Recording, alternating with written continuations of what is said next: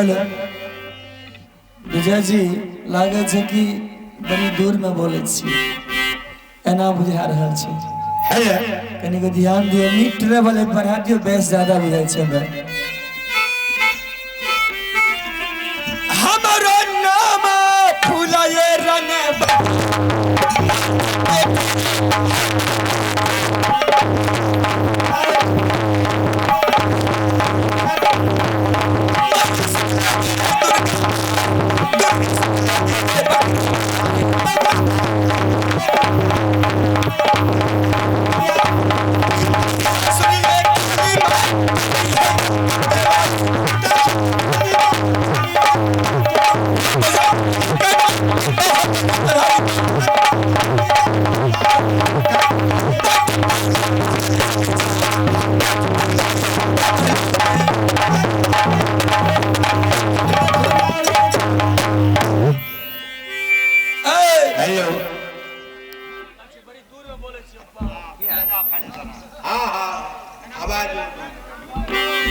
Hello hello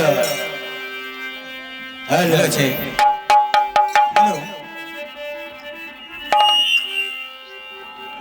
hello छे hello phone hello आइए बहुत सब आदमी बैठ जेबो त नहीं था ये खुट्टा जगह खड़ा रहबो त माने का हेलो पुरन की आदत छे आइए आज मेरे कलाकार साहब बोल कर गए हैं कि आज अलहल गुनाह से आप लोगों की सेवा करने के लिए जा रहे हैं। कृपया रात भी आधी की हो चुकी है। अलहल में नाटक रखा गया है फुलवा वनवास अमरजीत जानना। इसी प्रकार से आप लोग शांति बनाए रखें और आहिस्ते आहिस्ते नाटक का मजा ले। जितने आदमी बैठे हैं खड़े हो जाइए, जो खड़े हैं बैठ जाइए।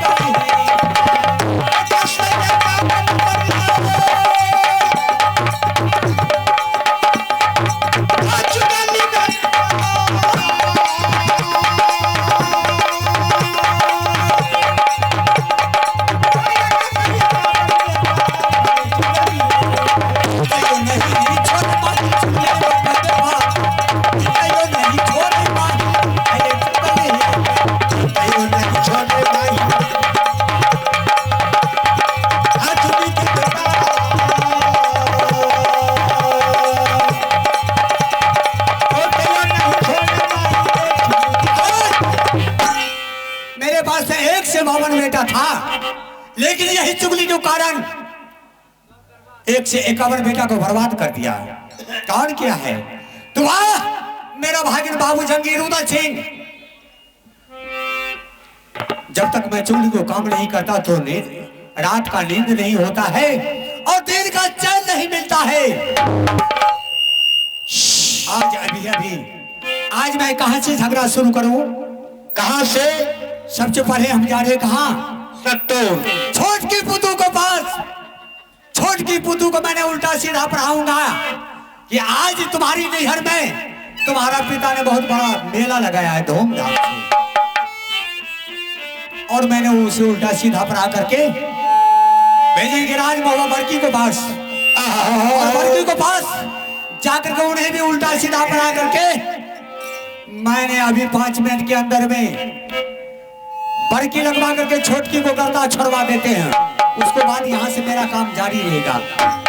किया हो रामा, किया हो मास्टर, अरे राम रामा के रे